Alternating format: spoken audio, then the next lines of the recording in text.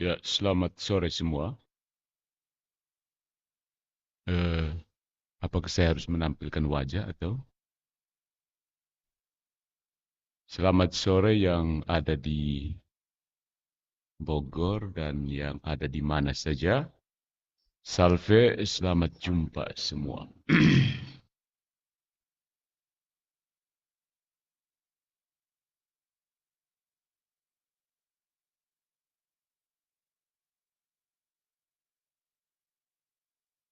Bagaimana, saya perlu menampilkan wajah atau tidak perlu? Sebaiknya Romo tampilkan wajah saja. Tampilkan. Oke, Yap. pikir supaya sembunyi sedikit. Oke, selamat sore semua. Salve, te iterum videre, Patris Allegro. Veritas liberabit vos. Eh, kita langsung mulai atau masih dengan doa? Baik, saudara-saudariku sekalian yang terkasih dalam Kristus, kita akan memulai mm, beberapa sesi pertemuan kita, harap jangan lebih dari 3 sesi, tentang basis filosofis Credo Nicea. Ya, kita akan melihat tentang perspektif filosofis dari teologi Trinitaris, bagaimana perumusan, bagaimana akal budi para bapak-bapak gereja mencoba merumuskan teologi Trinitaris yang menjadi inti dari teologi kekristenan. Lalu kita akan memahami bagian sesi berikutnya, sedikit kita memahami tentang bagaimana usia dari para filsuf akhirnya memasuki usia dari para filsuf Yunani, akhirnya diadopsi di dalam teologi kekristenan untuk menjelaskan tentang misteri terdalam dari Allah Tritunggal kita. Dan kalau masih ada waktu, kita akan berbicara tentang metafisika dan logika dari Trinitaris. Mungkin untuk melihat koherensi dari eh, teologi Trinitaris ini sehingga ya semacam warning supaya tidak jatuh ke dalam ekstrim yang berlebihan. Ke kiri berlebihan bisa jadi bidat, ke kanan berlebihan bisa jadi bidat. Mari kita mengawali pertemuan kita ini dengan bersama-sama mengundang kehadiran Tuhan bersama kita. Putra dan Roh Kudus. Amin. Tuhan bersamamu. Marilah kita berdoa. Allah Bapa yang Maha Baik, kami bersyukur kepadamu karena Engkau telah mengumpulkan kami semua di tempat ini. Kami mohon berkat dan perlindunganmu serta bimbingan Roh Kudusmu untuk menyertai kami seputar misteri terbesar yang telah Engkau wahyukan kepada kami dan bagaimana akal budi kami yang terbatas berjuang dan berusaha untuk memahaminya. Engkau sendirilah yang menganugerahkan, menyingkapkan dirimu, mewahyukan kebenaranmu kepada kami, dan semoga kami dengan rendah hati mau membuka diri untuk menerima kebenaran ini. Bimbinglah kami agar kami mampu menangkap misteri-misteri ini dan mampu untuk terutama mewujudkannya dalam pengalaman hidup kami sehari-hari, mengamalkan persekutuan cinta kasih yang menjadi dasar persekutuan hidup kami di muka bumi ini. Kuatkanlah kami agar sanggup mewartakan Injil dan kebaikan-Mu di tengah sesama, demi Yesus Kristus, Putra-Mu, Tuhan dan pengantara kami, yang hidup dan berkuasa bersama dengan Dikau dalam persatuan dengan Roh Kudus, Allah sepanjang segala masa. Dalam nama Bapa dan Putra dan Roh Kudus. Amin.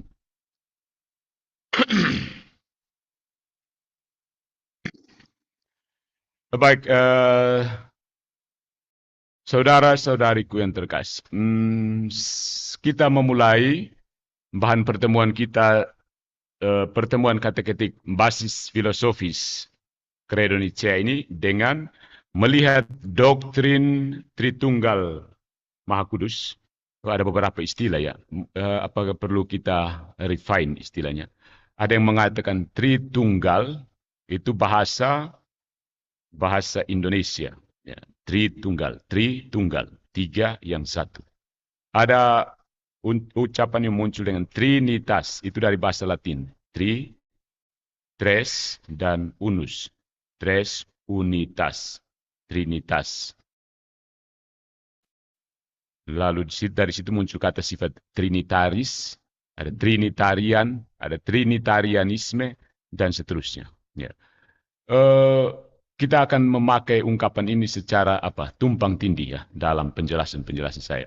Nanti ya saya harapkan kita hanya bisa menyimak dan ya nanti kita diskusi pada bawah ini. Jadi saya menyiapkan bahan yang akan saya presentasikan ini berjudul Doktrin Tritunggal Perspektif Filosofi.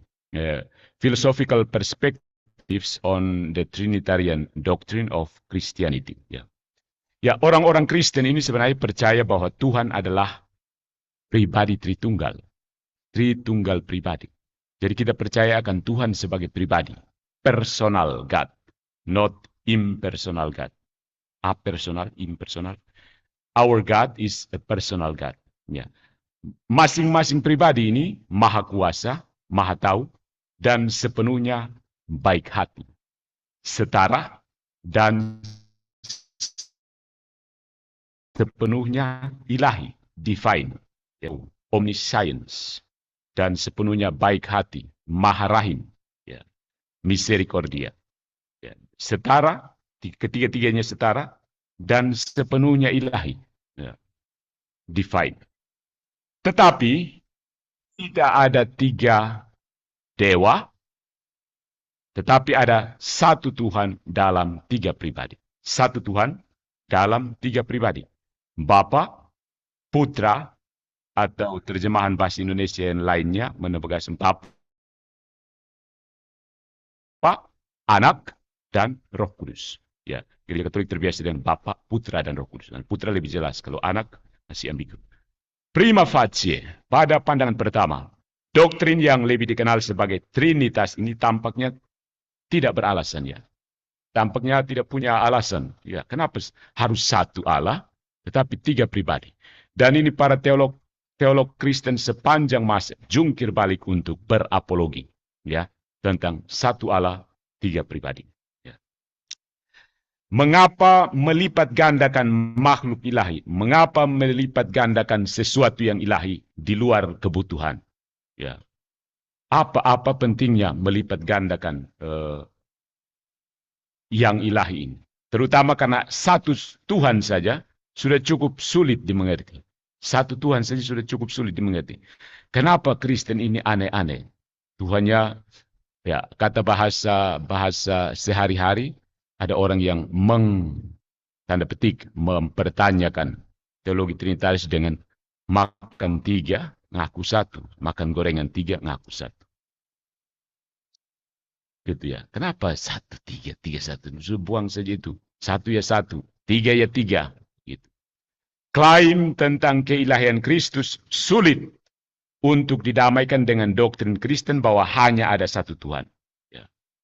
Kita mengklaim bahwa Yesus adalah Tuhan. Karena itu sulit untuk didamaikan bahwa hanya ada satu Tuhan. Masalah besar, saudara-saudariku. Ya. Teologi Trinitarian kita adalah upaya untuk menyelaraskan keyakinan Kristen bahwa Yesus adalah Putra Allah.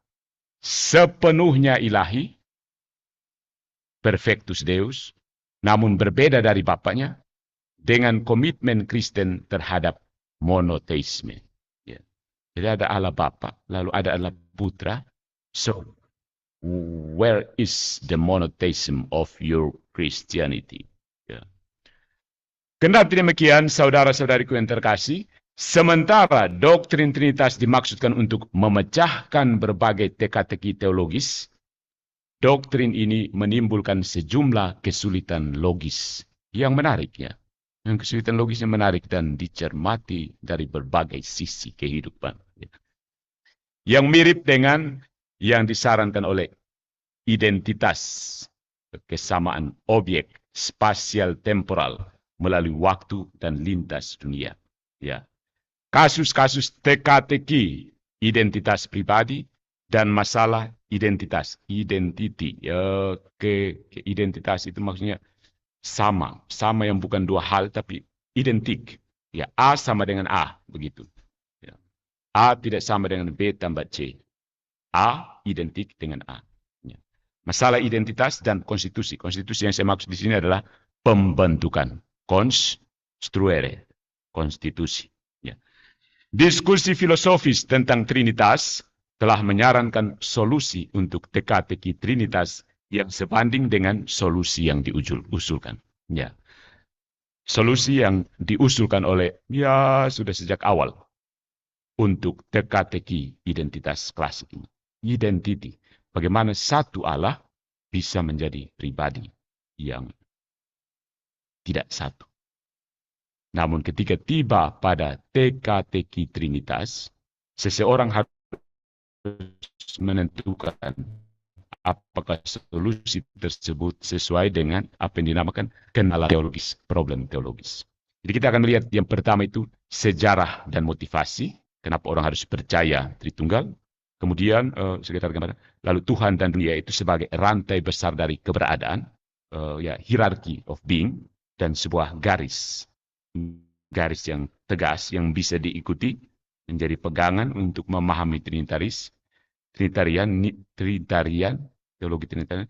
Lalu kita akan melihat bagaimana Trinitas Timur dan Barat yang ada dalam gereja Katolik, yang kepala teolog disebut sebagai Trinitarian longgar dan turun, atau ketat dan datar. Longgar dan menurun, atau ketat dan mendatar. Longgar dan turun itu teologi Barat, teologi Timur. Ketat dan datar itu teologi Barat. Ya, kemudian kita akan melihat tentang doktrin standar dari Nietzsche dan seterusnya. Setelah distandardisasi oleh Nietzsche dan seterusnya. Kemudian saya harus bisa break sebentar, kita akan melihat kendala teologis dan solusi logis. Oke, mari kita lanjutkan. Tes suara saya aman. Oke.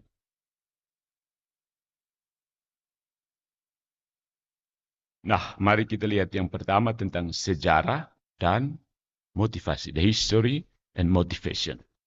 Sejarah, kita tahu sejarah maksudnya apa? Rangkaian peristiwa-peristiwa. Motivasi, apa yang mendorong? Movere, motivasi. Motif. Oke. Yang pertama, why one have to believe in Trinity?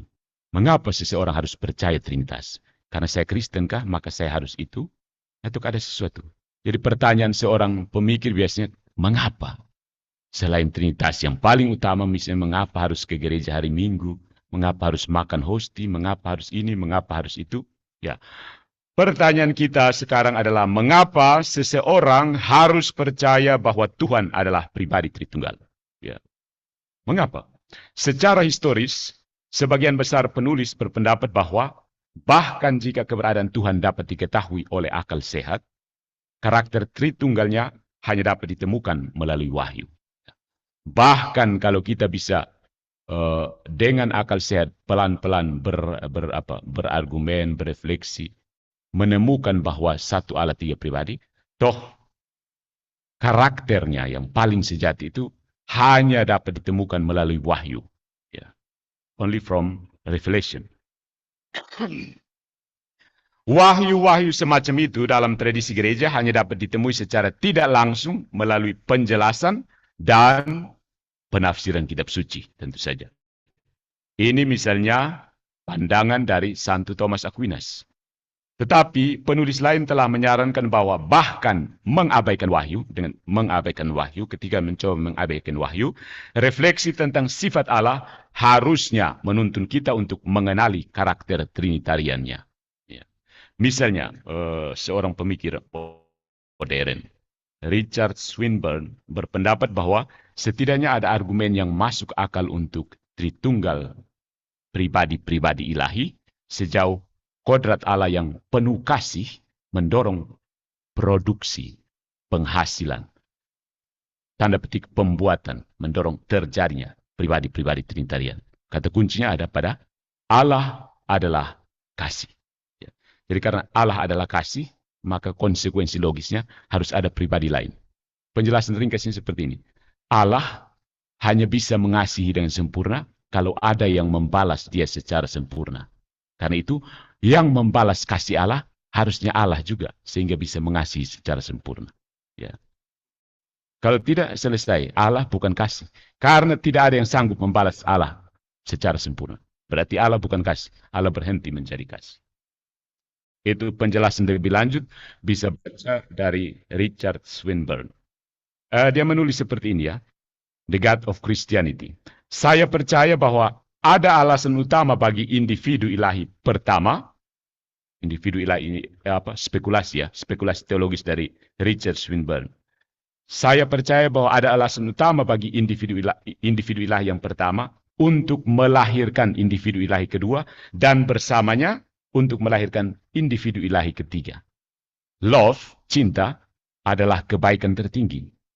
Kasih ini melibatkan berbagi, memberi kepada orang lain apa yang baik baginya, dan menerima dari orang lain apa yang baik baginya, dan cinta melibatkan kerjasama dengan pribadi lain untuk menguntungkan pihak ketiga. Ya. Dan demikian dalam dirinya sendiri, mau tidak mau, it is necessary that God is not one person. Yeah. He may be one substance. Tuhan itu satu substansi, tapi karena dia adalah pribadi dan dia adalah kasih sebab punya kebaikan tertinggi, maka mau tidak mau dia harus berrelasi dengan pribadi lain. Kalau tidak selesai, jadi sebenarnya langsung refute terhadap oneness. Allah tidak bisa monoteisme mutlak, karena itu berarti Allah sebelum ciptaan, Allah kesepian. Dan ketika Allah kesepian berarti dia tidak sempurna sebagai Allah. Maka Allah yang tidak sempurna berarti ergo non Allah, bukan Tuhan. Itu satu makhluk Superman, ya, sekedar lebih besar dari manusia saja, tapi bukan sesuatu yang kebaikan tertinggi, kebenaran tertinggi, dan seterusnya. Jadi, itu refleksi dari Richard Swinburne yang sebenarnya merefleksikan basis teologi Trinitarian. Itu karena Allah adalah kasih. Itu kalau kita membaca Yohanes itu jelas sekali. Kasih, kasih, kasih. Ketika Allah bukan Trinitarian, maka kasih ini dipertanyakan. How God can be the ultimate love if He cannot love somebody. To love somebody. Ada lagu begitu kan? Bukan to love myself. Bagaimana itu? Orang yang mencintai diri sendiri itu bukan cinta. Sorry ya. Kita pakai kata cinta. Saya mencintai diri sendiri. Mencintai diri sendiri itu bukan cinta. Ya, oke. Akan tetapi, saudara-saudaraku, ini adalah pandangan minoritas. Karena penulis kontemporer lainnya menolak argumen a priori untuk doktrin Tritunggal. A priori artinya kita punya konsep dulu. A priori, punya sebuah pemahaman sebelumnya untuk menarik kesimpulan. Untuk doktrin Tritunggal ini. Contohnya adalah Brian Leftow. Dia menantang dengan bertanya, mengapa cinta yang sempurna harus berhenti pada 3? Ya, dia tantang, kalau memang Allah butuh sesuatu untuk dikasih, kita katakan dengan bahasa, tidak usah campur baurkan dengan bahasa teologis.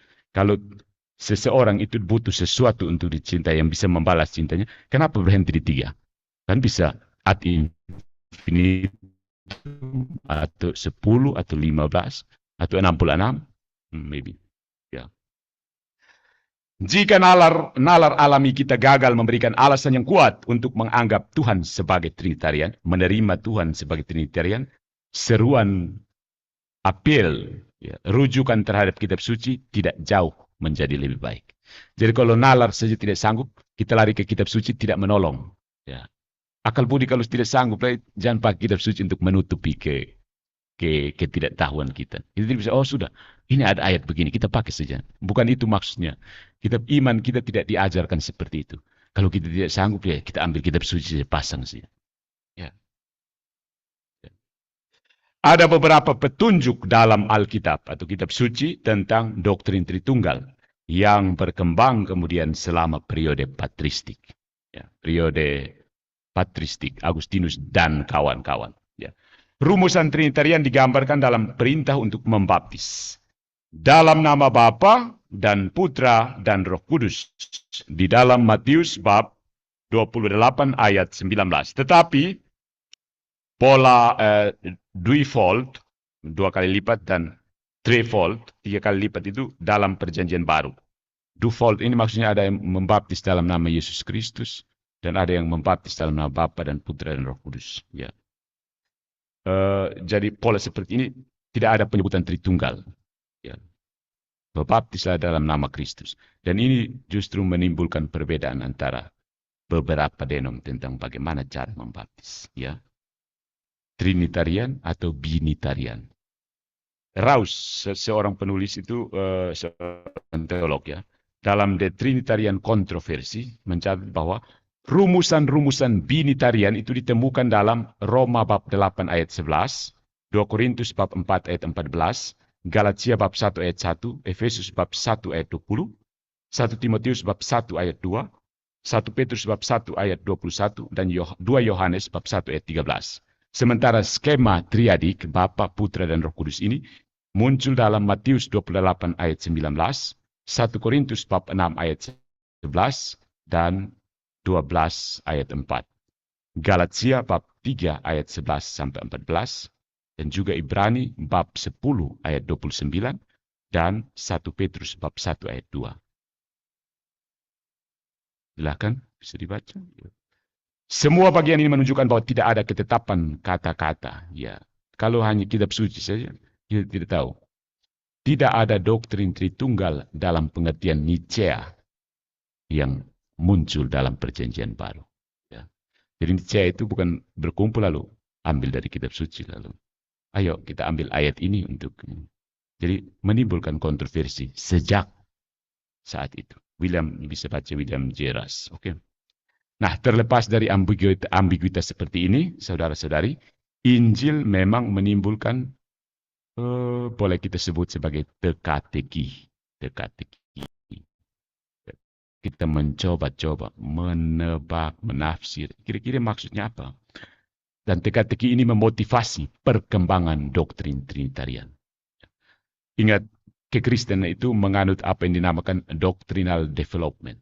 Doktrin development. Ini kita bahas di lain kali. Bahwa doktrin itu berkembang. Bukan berarti berubah. Ini kemudian batal. Tidak. Berkembang menjadi semakin lebih komprehensif. Semakin pahami. Ya. Jadi orang-orang memahami pada abad. Karena evolusi pemikiran manusia juga kan sesuatu yang semestinya terjadi.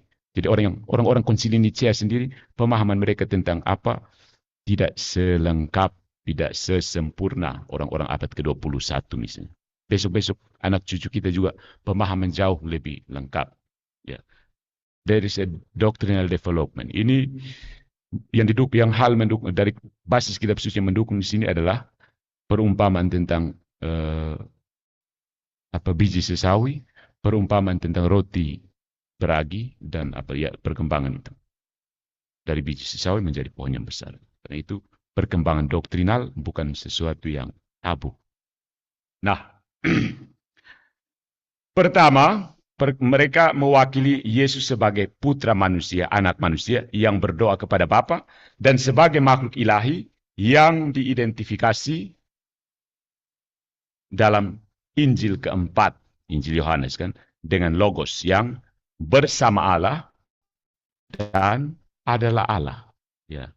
Jadi kalau ketiga Injil sinoptik mencoba menggambarkan kemanusiaan Yesus, Yohanes justru mulai dari atas. Logos itu bersama Allah dan adalah Allah. Yohanes bab 1 ayat 1. Dan yang juga mengumumkan, Injil Yohanes ini, bahwa dia dan Bapa adalah satu. Ya, dia dan Bapa adalah satu. Yohanes bab 10 ayat 30. Nah, kedua, Alkitab berbicara tentang roh yang turun ke atas murid-murid Yesus pada Pentakosta, dan yang juga secara konvensional diidentikan dengan roh yang bergerak di atas air pada penciptaan dalam kitab Kejadian. Bisa dibilang kita dapat menganggap doktrin tunggal sebagai hipotesis penjelasan yang dimaksudkan untuk memahami klaim keilahian tentang Putra dan Roh Kudus tanpa merusak komitmen Judeo-Kristiani, Yahudi Kristen, terhadap monoteisme. Ya. Jadi bagaimana kita menjelaskan Putra Allah itu ilahi, Roh Kudus itu juga ilahi, tanpa merusak monoteisme Judeo-Kristiani. Ya. Tidak bisa mengkhianati itu. Ya, kita tidak bisa karang Tuhan lagi. Oh, Tuhan kita ada 3 ya. Tuhan pertama Bapa, Tuhan keduanya Putra, Tuhan ketiganya Roh Kudus. Nanti kita tambah lagi Tuhan keempat Bunda Maria. Lalu kita menyembahnya di Tuhan keempat. Gitu. Oke, itu jadi yang pertama ya. Motivasi. Ya, apa yang saya namakan? Bukan motivasi. Mengapa? The reason. Ya.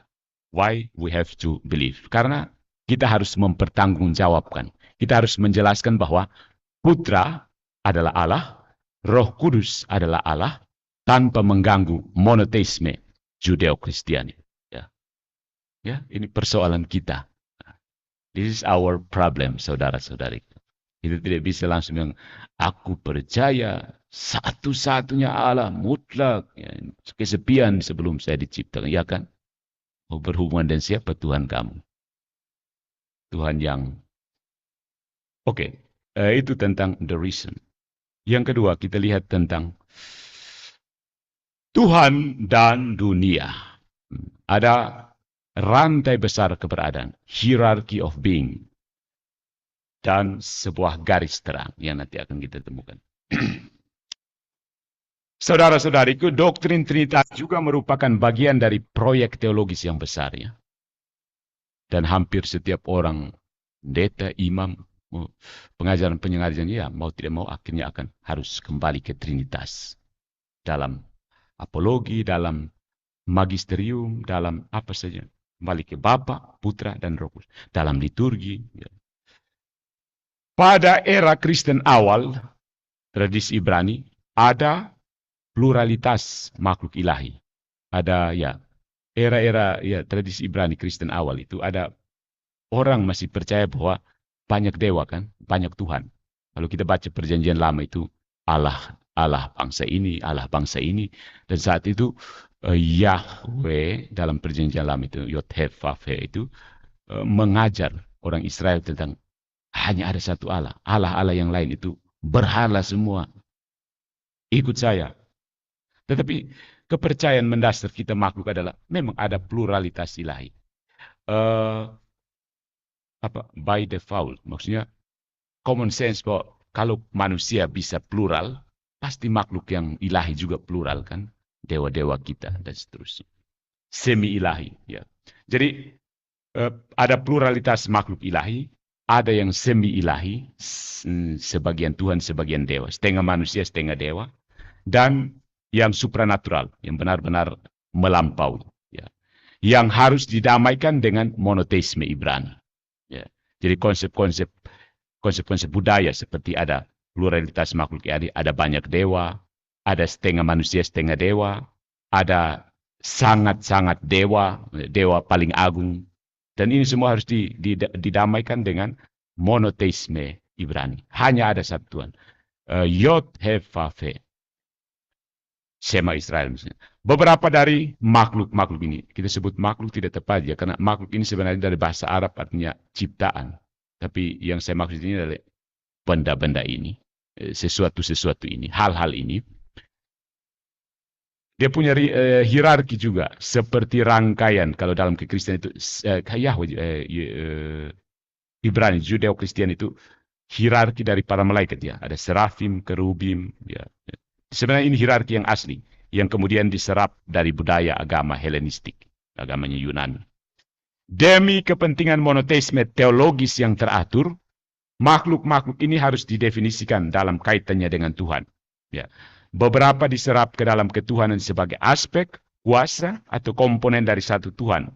Yang lain diturunkan ke status malaikat atau setan, dan yang lain ditolak sebagai hipostatisasi semata dari cara bicara teologis. Ya.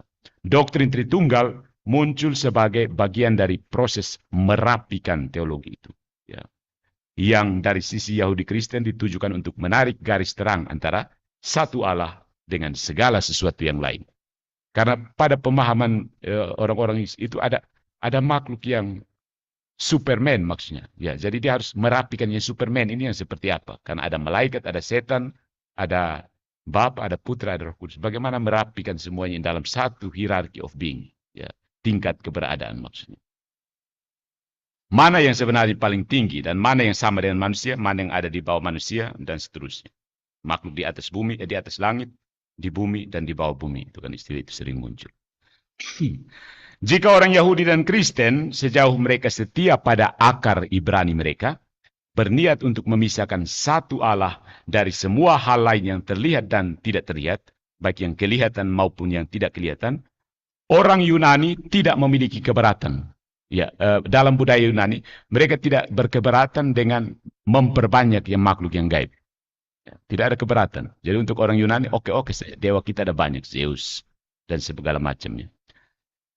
Tapi masalah Yunani ada tentang satu dan yang banyak. Ya, adalah mengisi kesenjangan antara dewa yang sederhana, yang tidak dapat dilampaui, tidak dapat diunggulkan, atemporal, tidak terbatas waktu, tidak berjasmani, tidak bertubuh, tidak berfisik, tidak dapat rusak, unkorup. Ini harus dibedakan secara tegas dengan dunia materi yang secara pasif menerima forma, yang bersifat temporal, tergantung dari waktu, bersifat jasmani, dan dapat rusak, corruptible. Ya, jadi ada dua hal ini. Dalam hierarchy of being, untuk menyusun tatanan tadi yang ada Tuhan, ada malaikat, ada bapak-bapak bangsa termasuk Abraham mereka, seterusnya sampai setan, binatang, dan seterusnya. Bagaimana menyusun hierarki keberadaan ini? Lalu ya harus dibedakan antara yang kita singkat, yang metafisik dan yang fisik. Yang melampaui fisika dan yang sesuai dengan fisika. Nah, tanggapan tradisional adalah memperkenalkan satu atau lebih makhluk ilahi, semi-ilahi atau supernatural, untuk menengahi antara the problem of the one and the many. Persoalan antara yang satu dan yang banyak. Ini persoalan metafisika klasik ya. Jadi, Plato dalam Timaeus, salah satu dialognya itu, berspekulasi bahwa dunia material ini telah diciptakan oleh apa yang disebut demiurge. Demiurge itu maksudnya tukang.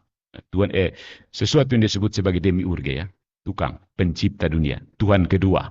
Ya.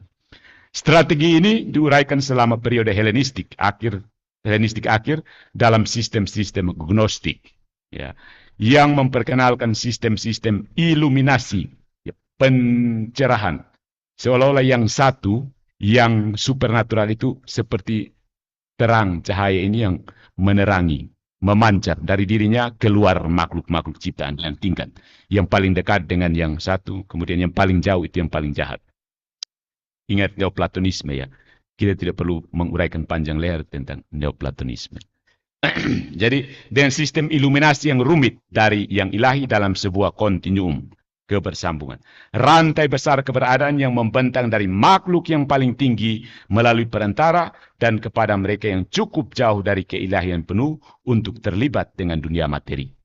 Nah, selama periode Helenistik, orang Kristen dan Yahudi yang terlibat dalam teologi filosofi seperti Origenes dan Philo mengadopsi pandangan serupa karena filsafat berasal dari orang Yunani dan lingua franca, bahasa filsafat waktu itu ya dikenal sebagai produk Yunani.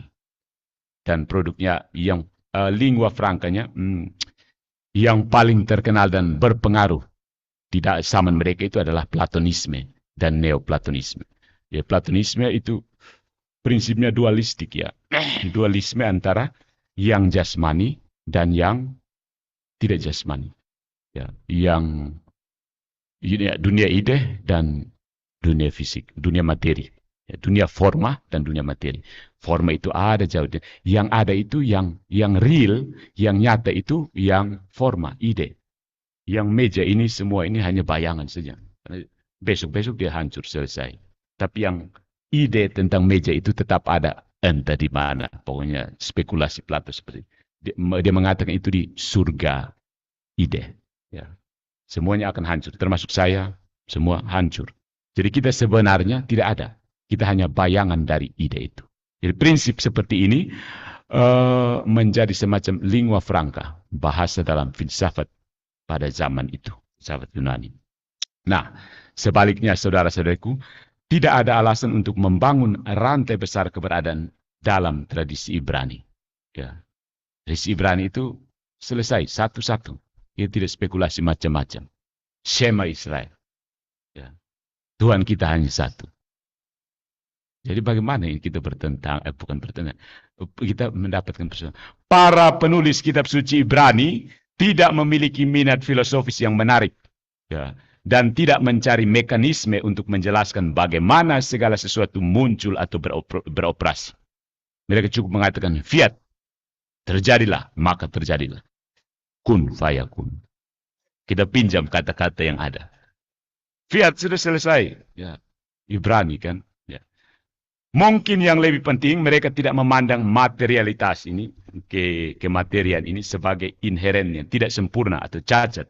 Dan karenanya tidak perlu menempatkan makhluk pengantara supaya menjembatani yang imaterial ini dengan yang materi ini. Ya, karena mereka tidak memandang ini sebagai sesuatu yang, ya kan, sudah saya jelaskan tadi kan, Platonisme itu kan dualistik, beda yang satunya dan yang ini. Jadi mereka pusing untuk bagaimana kita menghubungkan ini yang ide dengan yang materi ini. Ada konsep misalnya partisipasi. Tetapi untuk orang Ibrani, ya Allah berbicara segalanya jadi selesai. Kita tidak perlu kenapa harus yang Tuhan dengan Adam. Bisa caranya bagaimana sampai Tuhan bisa membuat Adam. Ya, ada hubungan apa Tuhan yang tidak bisa punya tangan? Ya kan, kira-kira Tuhan menciptakan dan apa? Dia ambil abu itu dengan apa? Ya, apakah dia menjadi seperti manusia dulu, mempunyai fisik dulu, supaya membentuk Adam, atau seperti apa? Mungkin apa kita pernah tanya seperti ini. Waktu Tuhan menciptakan Adam, lalu kitab Kejadian mengatakan bahwa lalu Tuhan membentuk dari debu tanah. Kira-kira itu dibentuk seperti apa? Tuhan menjadi seperti kita, dia punya tangan dulu supaya ambil abu? Who knows? Tapi itu perbincangan lain. Itu untuk tafsir kitab suci kita akan cari. Tapi yang mau saya tekankan di sini adalah orang Ibrani mengatakan Allah bersabda maka segalanya terjadi. Ya, dia tidak perlu repot-repot untuk mengatakan bahwa ada dunia roh seperti Yunani tadi, ada dunia roh dan bagaimana dunia roh ini berhubungan dengan yang materi ini. Dan dia punya kewajiban itu. Oke. Jadi dia tidak ada urusan, ya kata sehari-hari, tidak punya urusan untuk menempatkan sebuah makhluk mediasi supaya menjembatani kesenjangan ontologis. Ontologis maksudnya kesenjangan keberadaan, ya, antara materi ilahi dan dasar, yaitu sebuah fitur yang dari tradisi Yunani sebenarnya, pengaruh Platonisme tadi. Ya, tradisi ini meskipun terus menjadi kesalehan populer, secara resmi ditolak oleh orang-orang Kristen Ortodoks. Ya, orang Kristen Ortodoks. Yahweh, Yod-Heh-Vav ini, menurut catatan kitab Kejadian, menciptakan dunia dengan fiat. Tidak perlu mekanisme. Dan dia melihat bahwa itu semua baik. Fiat, maksudnya terjadilah. Kun fayakun seperti itu. Bagi para teolog filosofis dalam cengkraman masalah yang satu dan yang banyak, ya, ini problem metafisika, ya, frater selalu harus tiap kali harus memeriksa masalah ini dalam mata kuliah mereka. Yang satu dan yang banyak, the one and the many. Persoalan ini juga menjadi dasar untuk kita memeriksa Bhinneka Tunggal Ika, berbeda-beda tetapi tetap satu juga. Itu maksudnya apa? Karena ada yang satu, ada yang banyak. Jadi dalam cengkeraman masalah yang satu dan yang banyak, fiat tidak akan berhasil. Fiat tadi maksudnya Tuhan bersabda lalu segala yang terjadi. Dan bagi para teolog Kristen yang berkomitmen pada monoteisme, doktrin menengahi makhluk ilahi atau semi-ilahi menimbulkan kesulitan khusus. Jadi jembatan antara yang Tuhan dengan yang kita yang di sini itu hubungannya di mana? Ya. Ada sesuatu yang ilahi, terus kita yang material ini kita terhubung dengan cara apa?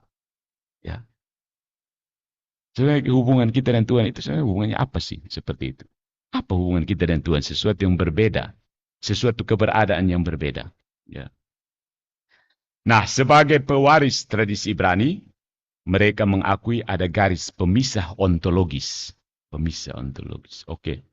Dicatat dulu ya. Garis pemisah ontologis yang mendasar antara pencipta ilahi dan ciptaannya, dan menghadapi masalah di sisi garis mana yang ditempati makhluk atau makhluk perantara, dan diperburuk oleh asumsi monoteisme bahwa hanya ada ruang untuk satu makhluk di pihak sang pencipta.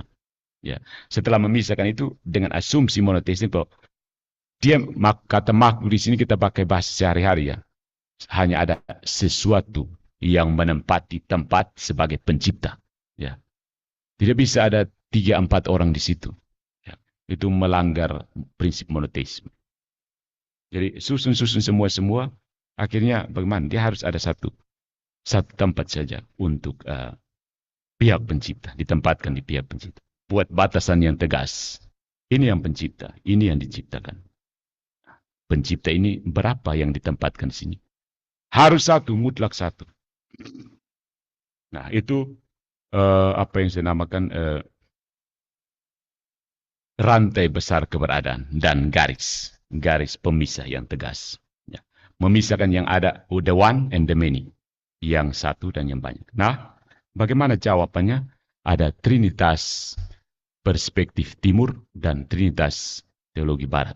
Ya. Kita bisa sebut sebagai trinitas di timur itu trinitas yang longgar dan menurun. Nanti kita jelaskan. Sementara trinitas di barat itu trinitas yang ketat dan mendatar. Fix, ketat itu apa? Tight and flat.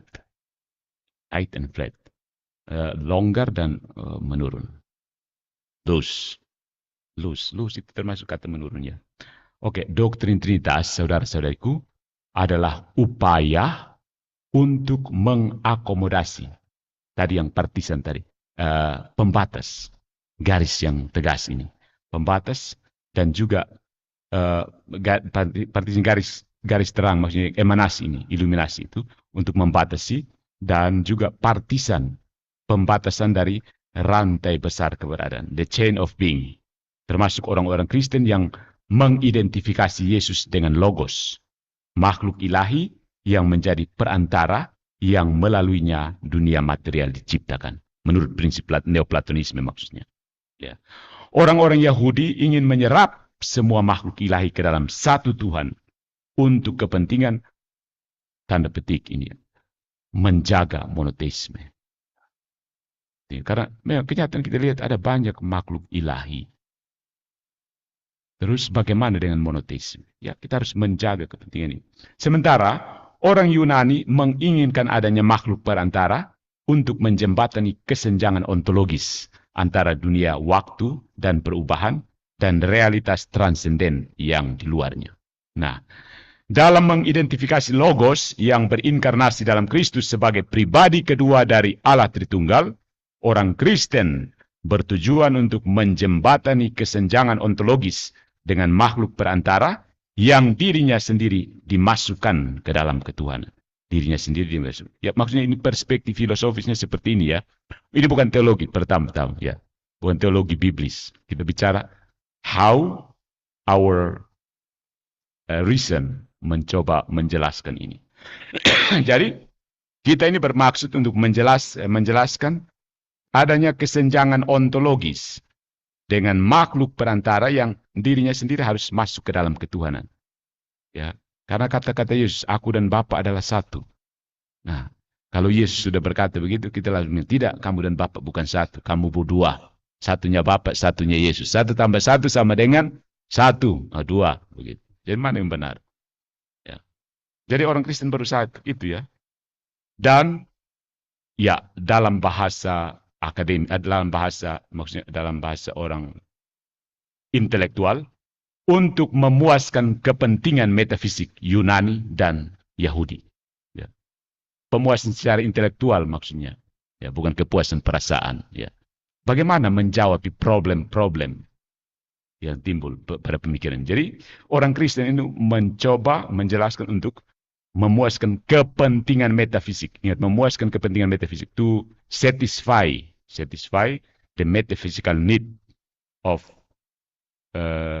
Yunani dan Yahudi. Ya, seperti yang tadi dijelaskan. Yunani maunya ada pengantara. Yahudi bilang tidak, selesai. Satu-satu. Tidak ada kompromi.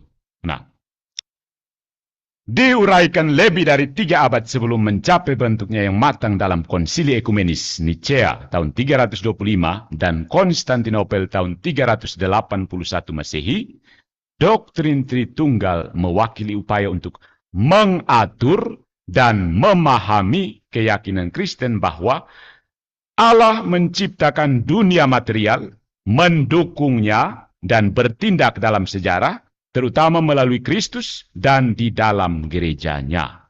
Ya. Ya. Allah menciptakan dunia material, mendukungnya, bertindak dalam sejarah, ikut bertindak dalam sejarah, dan terutama melalui Kristus dan di dalam gerejanya. Jadi di sini singkirkan pemahaman deisme. Allah bukan tukang arloji. Dibuat habis arloji, lepas kamu sudah beli habis pakai, saya tidak ada urusan. Atas alasan ini, sebab ini Tuhan menciptakan segala sesuatu melalui logos, ingat logos dalam bahasa Yunani, yang masuk ke dalam dunia di dalam Kristus. Yesus berjanji bahwa dia tidak akan meninggalkan umatnya, tetapi bahwa setelah naik kepada Bapanya, akan mengutus Roh Kudus untuk membimbing gerejanya. Nah, jadi Tuhan menciptakan segala sesuatu melalui logos dan masuk ke dalam dunia di dalam Kristus. Yang Yesus ini yang berjanji bahwa dia tidak akan meninggalkan umatnya, tetapi bahwa setelah naik kembali kepada Bapanya yang akan mengutus Roh Kudusnya untuk membimbing gerejanya. Logos dan Roh Kudus bukan hanya makhluk gaib dari tatanan yang lebih rendah yang melakukan urusan Tuhan di dunia. No. Menurut tradisi Alkitab, dunia material bukanlah alam yang lebih rendah untuk ditangani oleh makhluk perantara yang lebih rendah. Itu bukan tradisi dari Alkitab. Itu kan tradisi Manikeisme ya, yang pernah dianut oleh Agustinus kemudian dibuang. Oleh karena itu, saudara-saudara, orang Kristen perlu berpegang bahwa Logos dan Roh Kudus itu sepenuhnya ilahi. Ya, jadi Allah menciptakan, kemudian datang menjadi manusia dalam diri Yesus Kristus yang mengutus Roh Kudus. Nah, orang Kristen harus mengakui, harus menegaskan bahwa Kristus dan Roh Kudus ini ilahi. Sepenuhnya ilahi, bukan setengah ilahi, kurang ilahi, karena mereka itu berurusan di dunia, sementara Bapa berurusan di metafisik, supernatural. Namun untuk melestarikan monoteisme, tidak mungkin ada makhluk ilahi selain Tuhan, sehingga orang Kristen tertekan, wajib, harus memasukkan Logos dan Roh Kudus ke dalam kodrat ilahi. Dipaksa kah? Ya. Saya tidak menemukan kata bahasa Indonesia yang tepat. Orang Kristen harus bergegas, bukan juga. Orang Kristen mau tidak mau harus memasukkan. Maksudnya ini konsekuensi secara logika. Ya. Secara logis dia harus, Logos dan Roh Kudus ini harus terkategori ilahi. Ya. Nah, itu ketegangan antara kedua kepentingan teologis ini membentuk perkembangan berkelanjutan dari doktrin Trinitarian. Sejauh tujuan ortodoksi Kristen adalah untuk memahami peran Kristus sebagai makhluk ilahi yang menjadi perantara Allah bersama kita, firman yang menjadi daging yang mendahulunya, melaluinya segala sesuatu dijadikan, sambil mempertahankan garis terang antara yang transenden, keberadaan ilahi, dan segala sesuatu yang lain untuk kepentingan mendukung monoteisme. Kepentingan ini jangan dipahami secara negatif ya, kepentingan, necessity maksudnya. Bukan egoisme, necessity. Ya. Melukis dengan kuas lebar. Keprihatinan yang pertama itu mendorong perkembangan doktrin Trinitarian yang berkembang menjadi tradisi Timur. Itu dinamakan Trinitarianisme sosial. Mungkin dari katanya kita bisa memahami. Maksudnya sosial kah? Socius, dari kata socius artinya kawan atau teman. Trinitarianisme, ya, maksudnya Tuhan itu bersahabat. Tuhan itu bersahabatan. Trinitarianisme sosial, dan yang keduanya itu membentuk teologi Trinitarianisme Latin. Ini yang mendominasi Barat. Yang spekulasi berikutnya menghasilkan perbedaan filioque dan tanpa filioque. Nah, kita sampai jam berapa ya? Supaya jangan ke ini. 19.30. Oh, sekarang jam Oke, kalau begitu, saya lihat apakah, oke, oke, oke. Saya jelaskan ambil ini dua macam teologi Trinitarian, lalu kita pause sedikit ya. Ya, oke, oke. Eh, ya, mm, jadi sudah ada Trinitarianisme sosial di timur, Trinitarianisme Latin di barat. Jadi Trinitarian sosial ini untuk kepentingan menjelaskan peran perantara Kristus, memahami Tritunggal sebagai societas divini, masyarakat ilahi, yang masing-masing anggotanya sepenuhnya adalah pribadi. Ya, masing-masing merupakan pusat kesadaran sendiri, masing-masing terlibat dalam hubungan yang penuh kasih dengan yang lain. Jadi ini Trinitarianisme sosial, para pribadi, ya, para pribadi ya, para pribadi ini saling merangkul, ya, berkasih-kasihan, berteman. Ya. Pandangan ini memberi tekanan pada monoteisme, ya.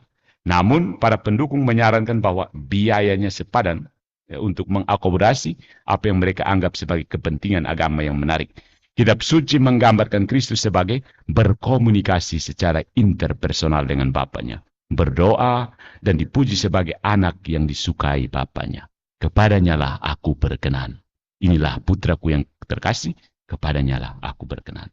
Jadi Trinitarian sosial ini menganggap hubungan semacam ini sebagai penting secara agama, secara religius, sejauh dia memodelkan dalam bentuk paling ideal hubungan antara Tuhan dan kita semua. Ya. Dan juga antara kita dengan sesama kita. Merangkul. Trinitarianisme sosial. Selain itu, gambaran Tritunggal sebagai masyarakat ilahi yang penuh kasih, ini masuk akal. Dari gagasan Tuhan adalah kasih. God is love. Jadi bagi Trinitarian sosial bagaimanapun juga, masalah mendasarnya adalah salah satu memahami kesatuan pribadi dalam satu makhluk ilahi. Dan menjadi proyek para teologi yang dikreditkan sebagai nenek moyang dari Trinitarianisme sosial, yaitu para bapak Kapadokia, Santo Basilius, Santo Gregorius dari Nazianzus, dan Santo Gregorius dari Nisa. Trinitarianis, nenek moyang, leluhur dari Trinitarianisme sosial. Nah, yang terakhir Trinitarian Latin di barat. Sebaliknya, bermula dengan kesatuan Tuhan seperti yang diberikan dan berusaha untuk menjelaskan bagaimana pribadi-pribadi itu bisa dibedakan satu sama lain.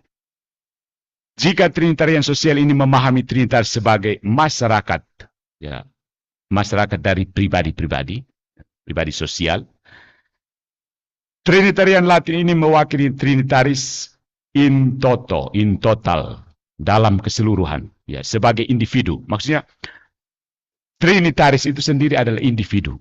Satu kan, yang menegaskan bahwa Trinitaris itu, kalau kita menjelaskan Trinitarian itu sebagai masyarakat, kita bisa jatuh ke Tritheis. Maka Trinitarian Barat itu bilang itu in toto, dalam keseluruhan, sebagai individu, dan membayangkan pribadi yang dihasilkan dalam beberapa cara oleh hubungan di antara pribadi-pribadi ini. Ya, ya, makanya misalnya Thomas Aquinas itu menjelaskan tentang generasi, relasi, prosesi dan seterusnya. Tapi kita tidak masuk ke situ karena itu urusan dari teologi. Ya. Dan nanti ada ahli teologinya yang menjelaskan ke situ. Nah, dalam nada seperti ini, berusaha untuk melihat Trinitas dalam keseluruhan, Santo Agustinus menyarankan bahwa Tritunggal itu analog dengan pikiran, pengetahuan tentang dirinya sendiri, dan cinta akan dirinya sendiri, yang berbeda tetapi tidak bisa dipisahkan. Dalam bukunya yang terkenal, De Trinitate. Jadi, Tuhan yang satu itu, dia punya pengetahuan. Apa pengetahuan itu? Mengetahui dirinya sendiri, dan dengan mengetahui dirinya sendiri, dia mengenal dirinya sendiri. Ya. Jadi dia tidak sibuk untuk sebut, ada oknum yang namanya Putra, ada oknum yang namanya Roh Kudus. Tapi dia langsung menjelaskan keseluruhan itu sebagai individu. Individu yang adalah Tuhan ini, punya pengetahuan, dan dengan pengetahuan itu dia mengenal dirinya sendiri, dan dengan mengenal dirinya sendiri dia mencintai dirinya sendiri. Jadi pengetahuannya itu adalah logos, putra, dan hasil dari pengetahuan terhadap dirinya sendiri adalah Roh Kudus, cinta dari Roh Kudus. Yaitu jadi Trinitas in toto. Sementara sosial tadi relasinya, cinta kasih. Bapa, Putra, dan Roh Kudus saling mencintai. Kendati demikian, saudara-saudari, sementara Trinitarianisme Latin ini membuat monoteisme tidak bermasalah, ya, beberapa yang pengajar di sosial media mencoba menjelaskan sebagai Trinitarian Barat. Akhirnya lupa tentang Trinitarian Timur yang Trinitarianisme sosial. Karena orang takut menjelaskan Trinitarianisme sosial yang sedikit saja bisa jatuh ke dalam Triteisme. Masalahnya itu, ini menimbulkan kesulitan mengenai komunikasi interpersonal antara Yesus dan Bapaknya. Ya, kan tadi kan kita tidak sebut Yesus dan Bapa. Ya. Dan juga menimbulkan pertanyaan tentang bagaimana pribadi-pribadi ini, Bapa, Putra, dan Roh Kudus, khususnya Roh Kudus, bisa dipahami sebagai pribadi. Oh iya, sekali lagi kembali ke definisi pribadi yang tadi saya gunakan. Kita harus bukan pribadi dalam arti modern, psikologi modern yang bisa kepribadian. No, ini adalah istilah yang memang sudah diciptakan secara khusus untuk menjelaskan teologi trinitaris. Persona est individu, substantia individu rationale. Maksudnya, definisi dari Boethius, pribadi adalah sesuatu yang punya kapasitas rasional. Ya. Sesuatu yang punya kapasitas rasional. Sesuatu, entah apa saja. Yang penting, sejauh dia punya kapasitas rasional, dia adalah pribadi. Ya. Nah, mengakhiri ini, dua kalimat lagi. Walaupun TS, Trinitarianisme Sosial, TL, Trinitarianisme Latin, termasuk dalam ruang lingkup ortodoksi Nicea, mungkin instruktif, ya, mungkin penting untuk mempertimbangkan perbedaan pandangan heterodoks. Nanti kita akan lihat nanti di timur dan barat. Jadi ketika Trinitarianisme sosial ini menjadi buruk, dia merosot menjadi subordinasionisme. Tuhan lebih besar, kemudian terus. Sebuah keluarga doktrin yang menetapkan inferioritas keberadaan. Status dan peran kepada Putra dan Roh Kudus dalam Trinitas yang berakar pada teologi emanasionis tadi, yang berkembang biak di dunia Helenistik. Nah, pandangan ini secara klasik diwakili dalam teologi bidat Arius, ingat Arius, yang berpendapat bahwa putra hanyalah makhluk, meskipun anak sulung dari semua ciptaan. Dan teologi timur cenderung ke arah trinitaris yang longgar, menurun kepada triteisme dan subordinasionisme, dan karena itu Arianisme adalah ciri bidat di timur. Ya, Arianisme kan konsili di timur, kan jambilan di barat. Semua konsili itu di timur loh, begitu. Teologi barat sebaliknya mendukung trinitas yang ketat, datar, dan pada abad pertama era Kristen cenderung ke arah kristologi ultra tinggi, seperti Apollinarianisme, doktrin bahwa secara kasar Yesus adalah seorang manusia di mana logos mengambil tempat yang biasanya ditempati oleh jiwa rasional manusia. Jadi logos itu masuk ke tempat yang seharusnya adalah jiwa rasional manusia, logos masuk ke situ. Sementara Yesusnya manusia, logosnya nyusup ke situ, begitu. Nah, ini Apollinarisme. Jadi, dan juga monofisitisme, ya, yang menurutnya Kristus hanya memiliki satu kodrat, dan kodrat itu ilahi. Ya. Jadi, bidat Trinitarian yang khas di timur adalah Arianisme, bidat-bidat barat yang khas tergolong dalam keluarga pandang heterodoks yang secara umum dikenali sebagai monarkianisme. Istilah yang diciptakan oleh Tertullian untuk menunjuk doktrin-doktrin Trinitas yang ketat berdasarkan penekanan mereka pada kesatuan Tuhan sebagai penguasa tunggal dan satu-satunya atau sumber keberadaan, termasuk yang paling menonjol adalah modalisme, aka Sabellianisme, also known as Sabellianisme, doktrin bahwa pribadi-pribadi Tritunggal hanyalah mode, aspek, atau jabatan dari satu Allah.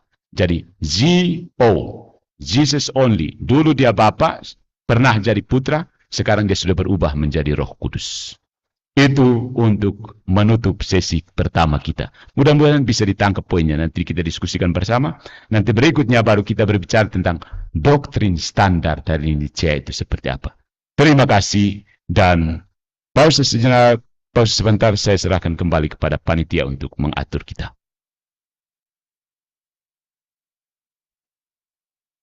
Oke. Mungkin ada yang mau nanya dulu nggak?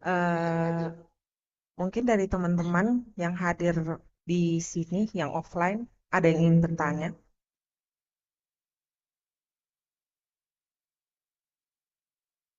Mau nanya?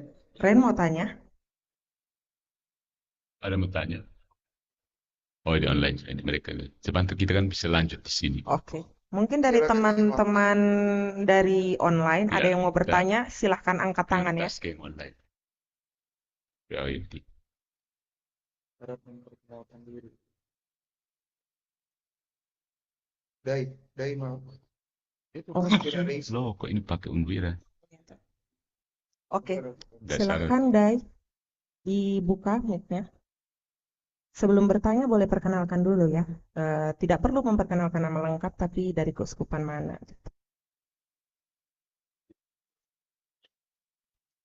Silahkan Dai. Selamat malam, Romo. Selamat malam, teman-teman. Saya dari Keuskupan Surabaya. Nama saya Jadi. Saya mau tanya, tadi kan Romo sempat yang bagian terakhir bercerita tentang Tertullian. Yang saya baca-baca kan Tertullian termasuk salah satu pencetus teologi Tritunggal. Nah, kemudian kan dia akhirnya membuang Tritunggal itu dan menjadi budak juga. Nah, itu dasarnya apa ya kalau saya boleh tahu? Gimana? Saya tidak. Jadi tadi kan Romo sempat cerita tentang Tertullian yang bagian akhir-akhir tadi. Nah, Tertullian ini kan termasuk salah satu pencetus Tritunggal. Tapi kemudian kan dia membuang semua yang dia cetuskan itu tadi dan menjadi budak. Nah, apa yang menjadi istilahnya alasan dia untuk membuang hal tersebut? Oh, maksudnya Sedangkan alasan dia. dia Saya yang juga tidak tahu kenapa. Oke. Bagus, mungkin, ya mungkin lain lagi. Terus yang lain dulu. Tampung beberapa pertanyaan. Oke. Cinta tersebut. Oke.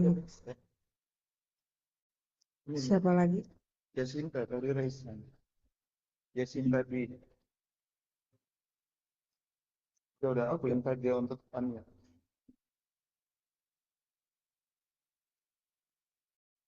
Maksudnya yang ditanyakan dulu lalu dicatat pertanyaan baru di.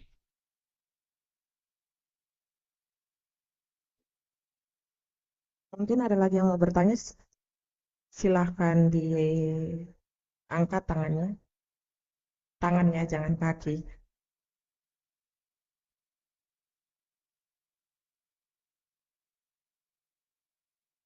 Oh, kepencet. Ada lagi teman-teman yang mau bertanya?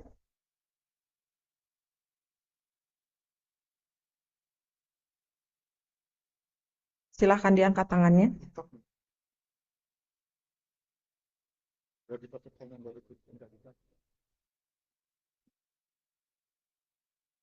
Sepertinya tidak ada ya. Tidak ada ya. Oke, mungkin bisa dilanjut dari offline. No problem.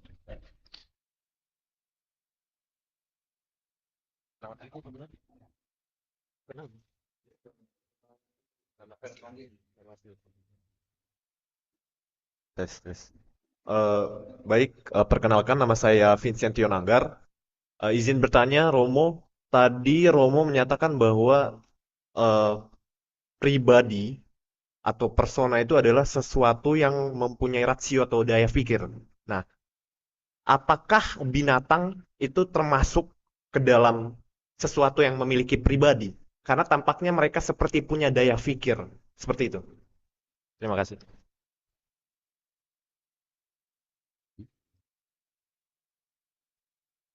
Baik, terima kasih. Yang pertama kita pertanyaan terakhir karena ini pribadi ya sesuatu. Saya sederhanakannya definisi dari Boethius di abad pertengahan.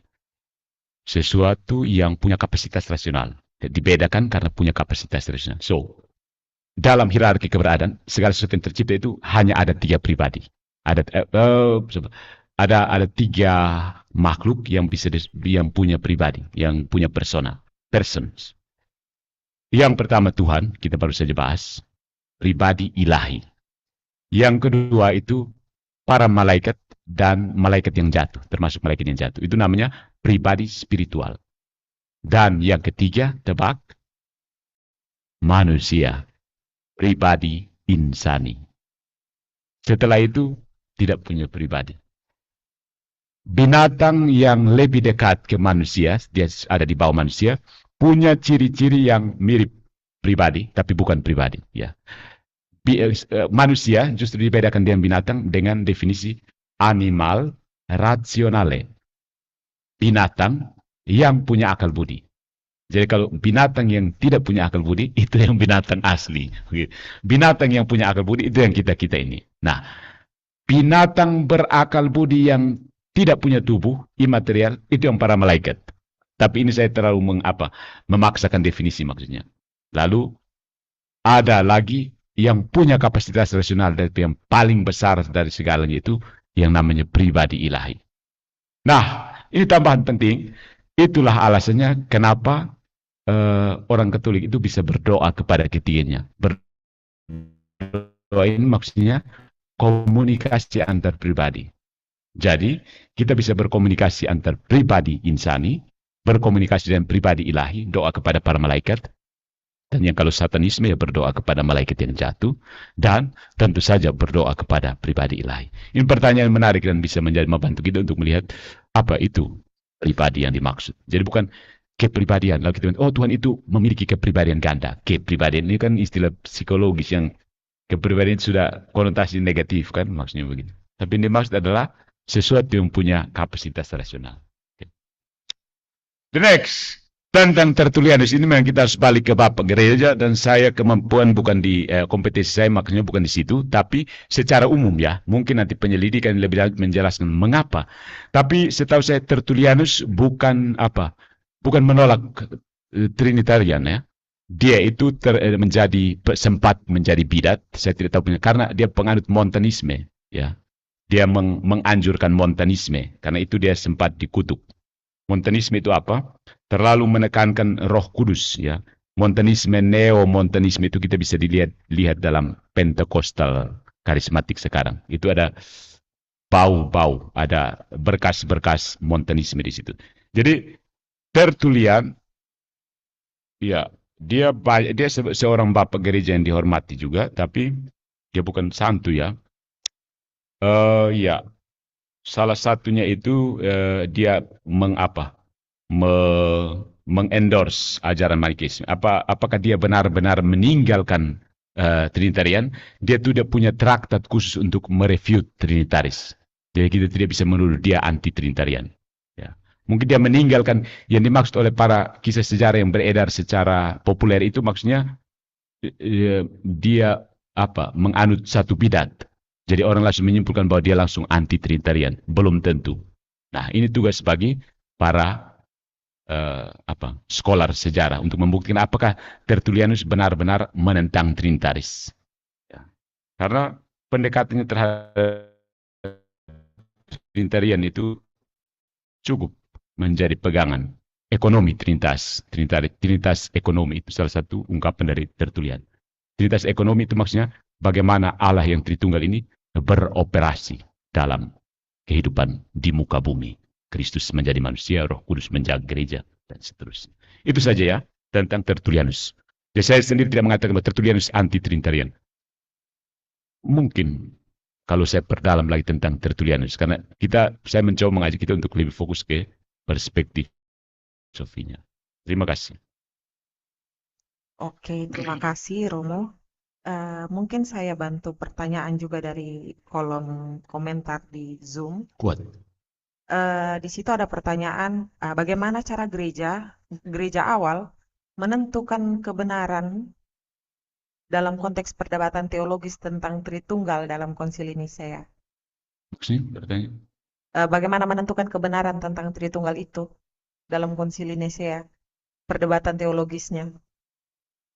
Nanti kita akan lihat itu bagian berikut. Tadi kita Oh, sedikit oke. Berarti berhenti. itu Nah, di sesi karena berikutnya belum ya, sambung, belum sambung. teman-teman. Kita waktu kan jadi pause sebentar.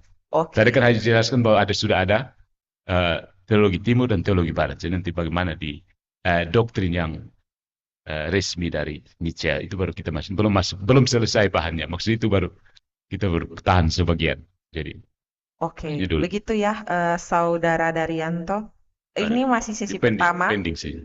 masih ada Baik. 2 sesi berikutnya. Nah, nanti mungkin bisa menemukan jawabannya di sesi berikutnya ya. Sabar. Kalau sudah mau langsung ke Nietzsche Iya, aja. sabar, Padahal sabar, kita- sabar. Kita ini ada 3 sesi ini, jadi kita bersabar pelan-pelan. Oke, bagaimana? Oke, ada lagi yang mau bertanya?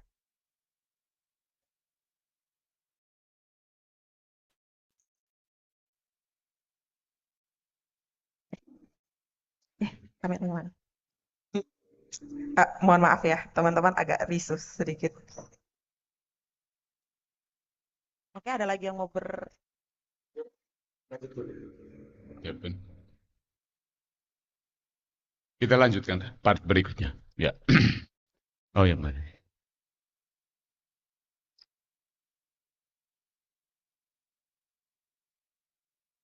Ya, izin Romo, nama saya Gatut, Gatut dari Iya, iya. Bekasi. Nah, tadi Mama tadi sempat singgung ya, tadi terkait trinitas atau perbedaan antara timur sama barat, dan memang ada sisi berikutnya. Tapi saya pengen tanya kenapa hal itu bisa terjadi, gitu? Kenapa? Memang apakah itu karena sejarahnya atau memang ada doktrin atau hal-hal yang lain yang bisa menjadi split up? Baik, terima kasih. Mungkin ya kata dan timur dan barat untuk kita orang modern ini sudah macam terlalu apa? Split begitu. Jadi kalau kita melihat dalam perspektif sejarah, timur dan barat itu kalau yang saya gunakan di sini adalah semacam apa? Budaya, tradisi, sebagai tradisi. Jadi seperti kita ketahui, gereja kan tersebar di mana-mana di Kekaisaran Romawi, dan mereka yang di timur dengan budayanya sendiri ya tidak terkoneksi kita seperti kita sekarang. Sekarang organisasi ini sudah cukup canggih. Ya dulu mereka merefleksikan seperti apa, itu yang diajarkan seperti itu. Jadi ke orang-orang timur, dan memang tradisi timur itu cenderung kekeluargaan kan. Kita lihat bersama, sama-sama. Jadi Trinitaris itu dipahami seperti kekeluargaan. Jadi dari latar belakang budaya timurnya, mereka mengatakan Trinitas itu seperti satu keluarga, seperti kita yang berkeluarga ini.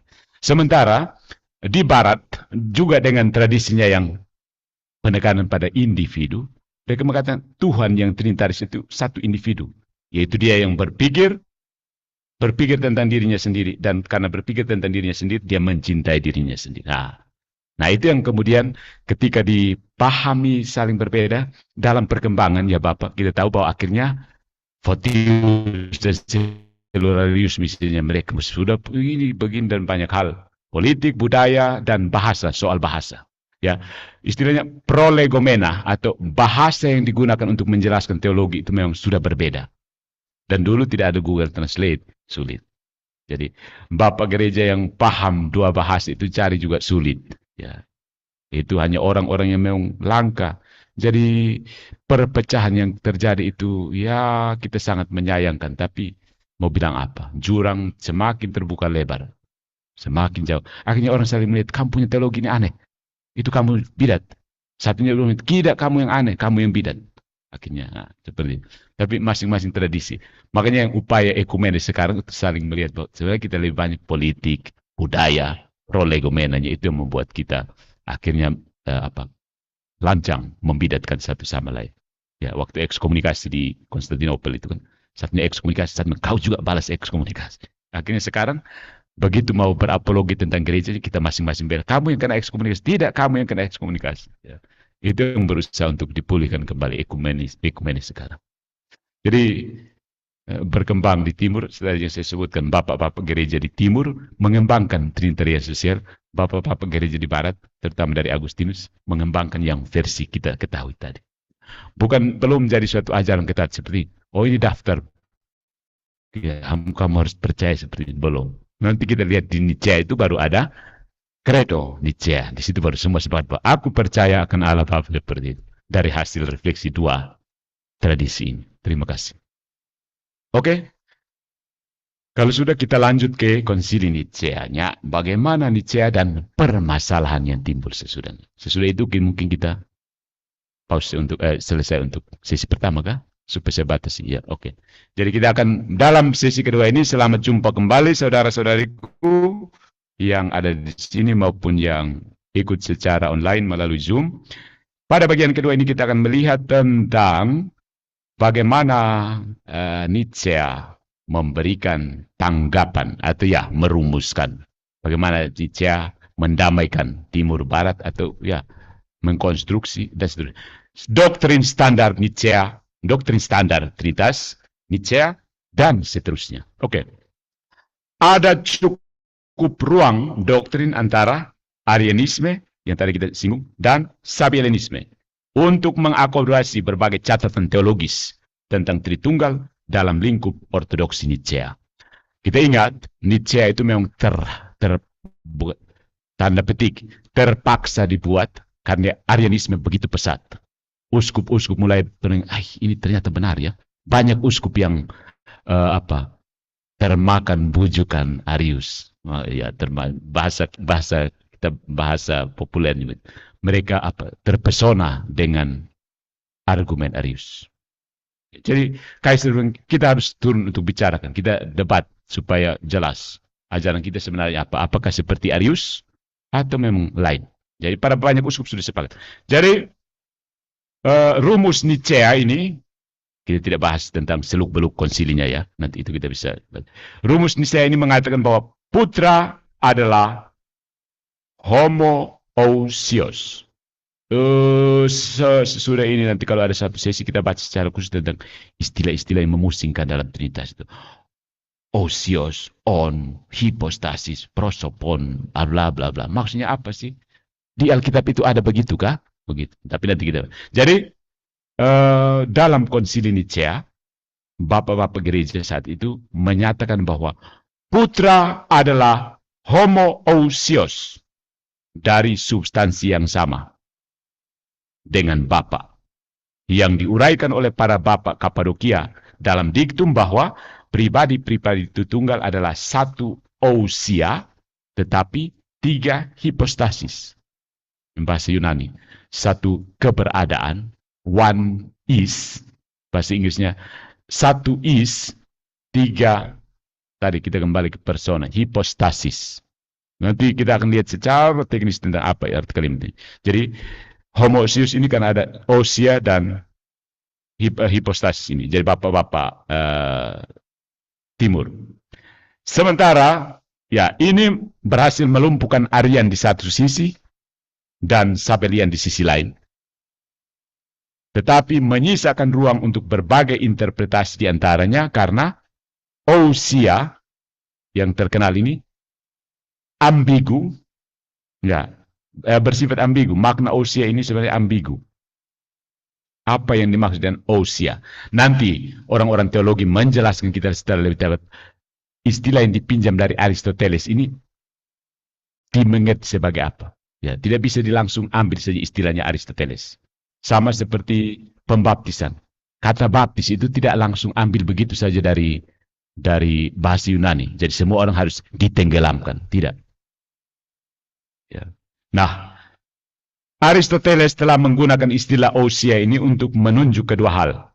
Individu, zat yang merupakan pembawa dari esensi dan sifat, dan sifat esensial dari individu. Jenis kodrat yang berdasarkan dari ousia itu sendiri adalah esensi dari jenis dari kodrat yang mendasarkan keberadaan mereka. Yaitu kita punya kata bahasa Indonesia zat, S-A-T, Z-A-T, dan sering kalau kita pakai terjemahan langsung saja, kalau kita terjemahkan langsung saja, ya kata zat itu bisa muncul sebagai ousia, sebagai esensi.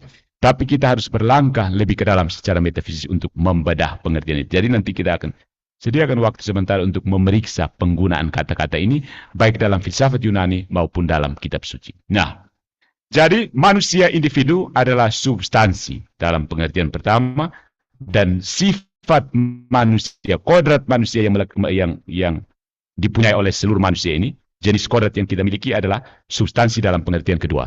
Jadi ada ousia. Ousia itu menunjuk pada manusia yang Charlie ini, tapi juga menunjuk pada kemanusiaan. Ya.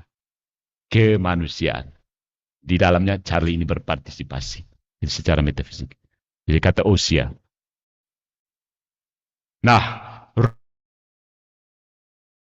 rumus homoousios dari Nietzsche ini berulang kali para teolog harus menegaskan dengan hati-hati. Karena akan mudah jatuh ke dalam bidat. Dipahami dengan satu cara, klaim bahwa pribadi-pribadi tunggal adalah homoousios, sama keberadaan, sama substansi, konsubstansial, mengatakan bahwa pribadi-pribadi adalah individu yang sama, dan ini sangat dekat dengan klaim Sabelian. Kalau mereka adalah individu yang sama, berarti ada 3 Tuhan dong. Ya. Atau ya, dia kalau jatuh, berarti karena tidak bisa 3 individu, dia harus 1 individu, maka Jesus only misalnya. Tuhan hanya 1, begitu. Ya. Jadi klaim Sabelian adalah bahwa pribadi-pribadi ini monoousios, hanya 1 keberadaan saja. Dan di zaman modern ini keberadaannya adalah Jesus. Ya, cuma Yesus saja itu yang Tuhan. Ya. Dari 1 substansi, keberadaan dari 1 substansi. Dan dipahami dengan cara lain, dia hanya menyatakan bahwa mereka, pribadi-pribadi ini adalah jenis yang sama. Interpretasi yang sebenarnya sesuai dengan triteisme. Ya. Kalau dipahami sebagai jenis yang sama, makanya bisa menjadi triteisme. Ya, kalau dipahami sebagai substansi saja, 1 substansi saja, maka itu monoousios. Maka jatuhnya ke Sabelian. Kemudian kalau dipahami sebagai jenis yang sama, maka itu jatuhnya ke triteisme. Karena jenisnya Tuhan semua. Begitu. Jadi berarti ada 3 Tuhan. Jenisnya sama. Ya. Nah, interpretasi kaum Kapadokia, gereja-gereja Bapak-Bapak Timur, berusaha untuk mengklarifikasi dan saya sebut sebagai disambiguasi. Membuatnya menjadi tidak ambigu. Dengan rumus Nietzsche, dengan menggunakan istilah hipostasis. Nah, kita bertemu lagi dengan istilah aneh yang kita juga tidak makan minum dengan hipostasis, makan minum dengan homoousios. Nanti akan kita bahas. Yang digunakan sebelumnya oleh Origenes untuk menangkap gagasan identitas individu daripada identitas jenis. Kita bertemu dengan kesulitan bahasa lagi di sini. Kita kembali saja ke Yunani supaya dengar langsung dari Bapak-Bapak Origenes. Nanti sebentar kita bahas sedikit tentang ini. Dia ada identitas dari individu dan identitas dari jenis. Genus. Nanti kita diskusikan sih. Dengan sendirinya ini tidak menyelesaikan masalah ya. Pertama, terlepas dari penggunaan teologis revisioner mereka, ya ini kan merevisi, ousia dan hipostasis sebenarnya adalah sinonim yang virtually sinonim. Bisa dikatakan sinonim.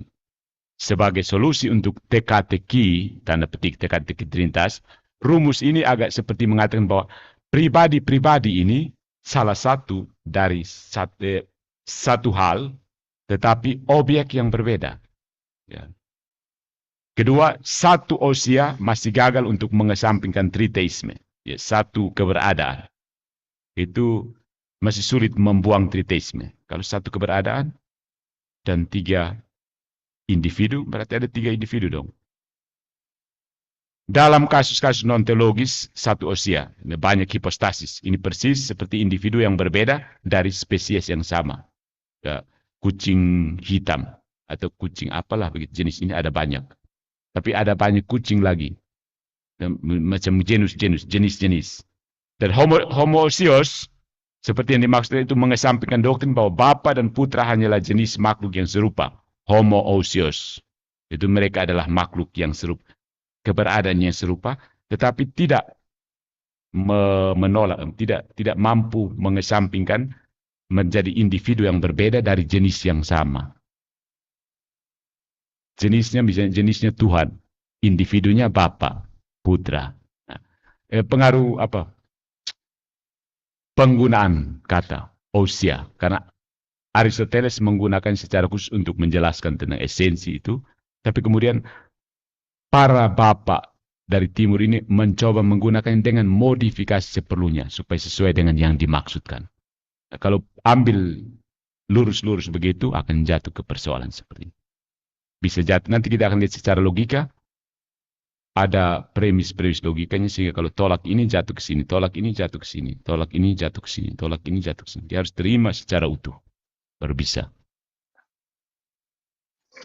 Nah, itu tentang bagaimana pertimbangan tentang ousia, homoousios, dan hipostasis. Tetapi saudara-saudari, diktum, diksi dari Kapadokian ini menyediakan kerangka kerja untuk diskusi lebih lanjut tentang teka-teki Trinitas ini. Pribadi-pribadi Trinitarian harus dipahami sebagai sesuatu yang sama, tetapi sesuatu yang berbeda. Ini kan sesuatu yang sama, tetapi sesuatu yang berbeda. Dan pertanyaan teologi substansif mendasar adalah mencirikan cara-cara di mana mereka terikat bersama dan terbedakan, terindividuasikan. Ya. Nanti baru kita akan lihat buang yang salah-salah, buang satu persatu, akhirnya tinggal apa, begitu. Itu cara teologi Trinitarian. Selalu kita dimulai dengan buang yang bukan. Ini bukan, ini bukan, ini bukan. Tinggal apa? Nah, tinggal yang ini. Ini baru benar. Ya. Nah, tentang pertanyaan terakhir, bagaimana mencirikan cara mereka bisa bersama, tapi juga pada saat yang sama terkarakterisasi secara sendiri-sendiri. Nietzsche ini membuka diskusi tentang teologi Trinitas yang dipahami sebagai eksplorasi hubungan di antara pribadi-pribadi ini. Trinitas imanen, Trinitas di dalam dirinya sendiri, yang berbeda dari Trinitas ekonomi, yaitu Trinitas yang dipahami dalam kerangka peran yang berbeda dari pribadi-pribadi dalam kegiatan duniawi mereka, dalam penciptaan, penebusan, dan pengudusan. Jadi Nietzsche ini mencoba mencairkan klaim dari homoousios dengan mencatat bahwa putra dilahirkan atau diperanakan, bukan diciptakan, dibuat, dijadikan. Dilahirkan bukan dijadikan. Oke, bahasa yang lebih tepat. Yang menunjukkan bahwa dia, sebagaimana dicatat dalam rumus paralel saat itu, keluar dari ousia Bapa. Ex patre genito. Saya tidak hafal bahasa Latinnya. Keluar dari ousianya Bapa. Selanjutnya, Roh Kudus telah dinyatakan di Konstantinopel itu untuk memiliki status ontologis yang sama dengan anak. Ya. Jadi pada abad keempat di Konsili Nicea dan Konstantinopel dan melalui karya orang Kapadokia, agenda teologi Trinitarian ditetapkan dan batas-batas ortodoksi marked, post fix begitu. Batas-batasnya ditetapkan. Nah, dalam parameter ini doktrin Trinitas menimbulkan masalah dari tiga jenis pertama. Tiga jenis. Pertama, masalah teologis dalam mendamaikan doktrin teologis mengenai karakter dan sifat-sifat Tuhan dengan klaim Trinitarian. Kedua, teka-teki teologis yang muncul dari klaim kristologis khususnya. Dan akhirnya teka-teki logis yang diajukan oleh doktrin Trinitas itu sendiri. Ya, logika. Jadi masih harus dilihat apakah mungkin untuk merumuskan doktrin Trinitas yang koheren dalam batasan ortodoksi Kristen. Jadi Nietzsche ini mencoba menetapkan apa itu yang dimaksud dengan karena Nietzsche ini kan bukan secara khusus kita kumpul supaya tetapkan Trinitas, bukan seperti itu. Arianisme telah berkembang. Mereka mengatakan bahwa Yesus bukan Tuhan. Bagaimana kita menjawabnya? Ya, seperti itu. Jadi bukan kumpul semua, mari kita bikin doktrin Tritunggal ya, begitu. Tidak. Latar belakangnya adalah, dan seperti biasa, gereja itu imannya diwariskan. Iman orang-orang percaya seperti biasa. Begitu ada ancaman heresi, gereja secara otoritatif mendefinisikan doktrin. Ya, setiap kali ada ancaman heresi, di situ baru jadi ada yang menyimpang langsung tidak, itu menyimpang, yang benar seperti tidak, itu menyimpang, yang benar seperti ini, dan seterusnya. Jadi kalau tidak ada ancaman bidat, berjalan dulu seperti biasa. Begitu ada ancaman bidat, ayo kita sepakat, yang ini yang benar. Atau kamu punya pendapat apa, mari kita dengarkan. Dan itu yang terjadi. Nietzsche pertama-tama bukan konsili untuk membuat doktrin Trinitas. Ya. Konsili untuk mengadakan ajaran Trinitas. Bukan seperti itu. Nietzsche pertama-tama adalah konsili untuk membantai para heretik yang mengatakan bahwa Yesus Kristus bukan Tuhan. Dia tidak setara dengan Tuhan. Mereka yang sola scriptura. Sola scriptura kenapa? Arius ini mati-matian mengatakan bahwa saya tidak percaya dengan para uskup dan para bapak gereja yang memakai pemikiran di luar Alkitab. Itu homoousios, hipostasis, itu filsafat Yunani. Itu tidak Alkitabiah. Tinggalkan. Kita harus sola scriptura. Nah, disitulah asal mula sola scriptura sebagai bidat. Ya, modus operandi bidat sepanjang sejarah. Dan ditolak. Kalau kita tidak menerima penjelasan di luar kitab suci, itu kenapa Arianisme ini begitu berpengaruh sehingga Kaisar merasa perlu untuk buat konsili. Karena lihat kitab suci saja, ya, Yesus bukan Tuhan. Ya, Yesus bukan Tuhan. Di situ tidak ada seperti pertanyaan dari polemik Islam kita, teman-teman polemik Muslim, di mana ayat yang mengatakan bahwa aku adalah Tuhan, sembahlah aku. Orang Kristen pusing, kita mau cari di mana? Kita mau jelaskan bahwa gembala yang baik, akulah terang. Tidak, tunjukkan segera di mana Yesus berkata, akulah Tuhan, sembahlah aku. Kalau tidak ada berarti tidak usah. Ya, kamu tipu-tipu, ya kan? Nah, Arius kan seperti itu. Mana ayatnya, akulah Tuhan, sembahlah aku. Para uskup kalian jangan tipu-tipu dengan hipostasi, filsafat Yunani, filsafat kosong. Dan prinsip seperti itu ada sampai sekarang. Saya saksikan sendiri di sosial media. Mana ayatnya, itu hanya filsafat kosong saja. Ya. Itu persis seperti Arius dengan bidatnya Arianisme itu. Sola scriptura pertama itu di-endorse oleh Arius. Ya. Itu adalah modus operandi bidat sepanjang sejarah. Itu saja. Scriptura penting, ya. Tapi bukan sola scriptura.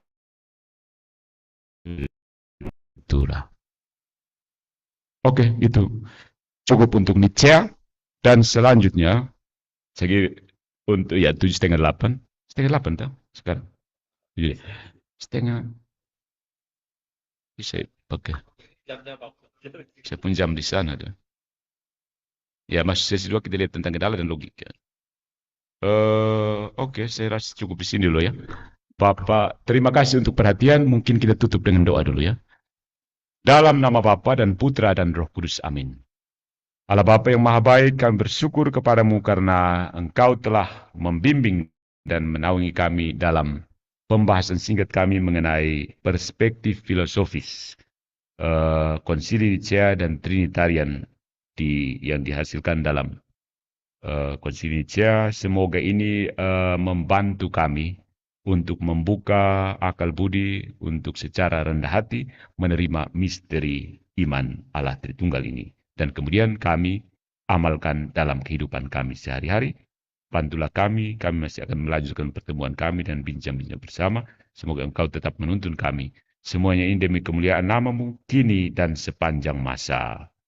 Dalam nama Bapa dan Putra dan Roh Kudus. Amin.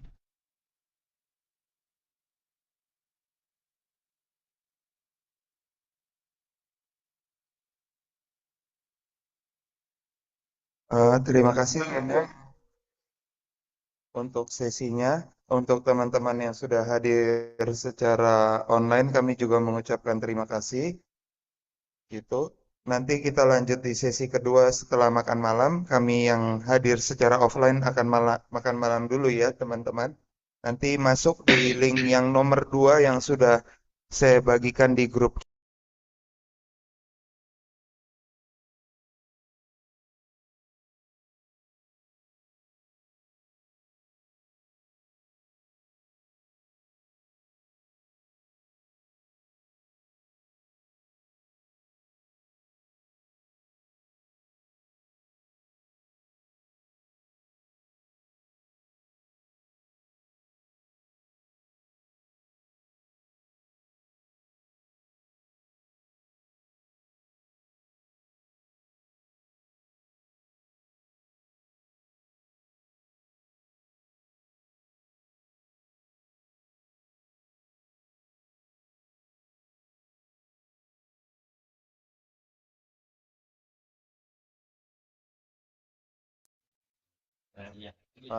Ya, terima kasih.